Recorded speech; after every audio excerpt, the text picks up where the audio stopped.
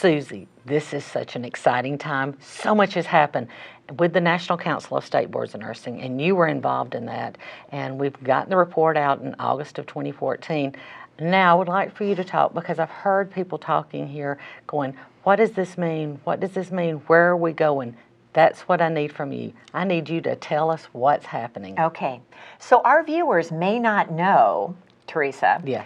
that Pam Jeffries and I were invited back to the National Council along with 3 members of major boards of nursing, very active boards of nursing in the United States, along with representatives from both the NLN and AACN, to write basically guidelines for the use of simulation that the National Council is presenting to the boards of nursing this summer at their annual summer meeting.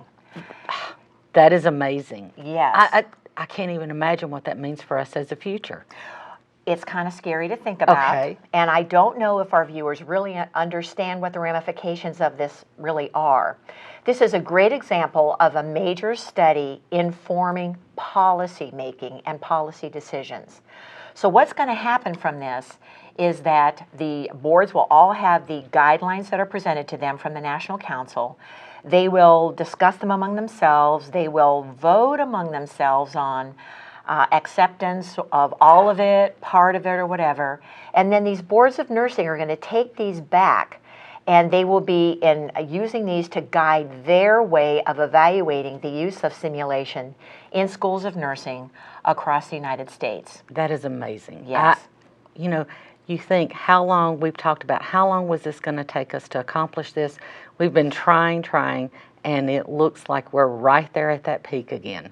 I know. Yes. And one of the major pieces that played a part in, remember, the National Council of State Boards of Nursing study were the NACSL Standards of Best Practice simulation as a guide for that study. So for those of you who have not necessarily read or paid attention to the standards up till now, it would be very smart to take a look at them and really think about how would I implement these in my own school.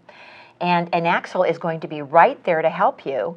We'll be providing webinars and other conferences, both national and regional. Yes. And reaching out internationally also as needed to help people implement the standards as a way to guide a simulation program in a school of nursing.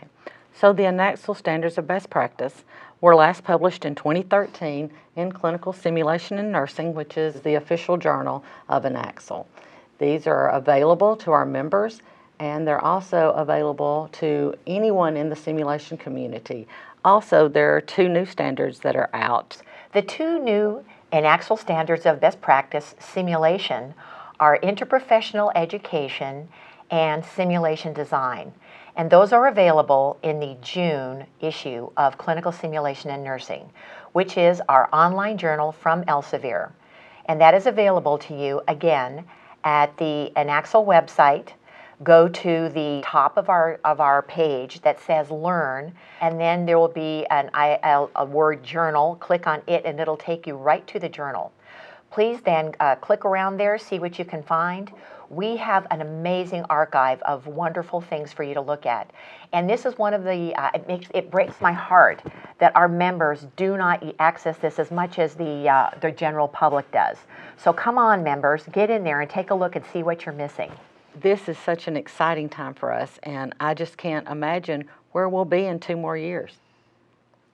I think we'll be in, I'm going to say where we're going to be, but Okay. I can't remember where it is. Washington? So, Washington, D.C., that's exactly right. Right. So Grapevine, Texas this next year, Washington, D.C. the year after that. Stay tuned for more information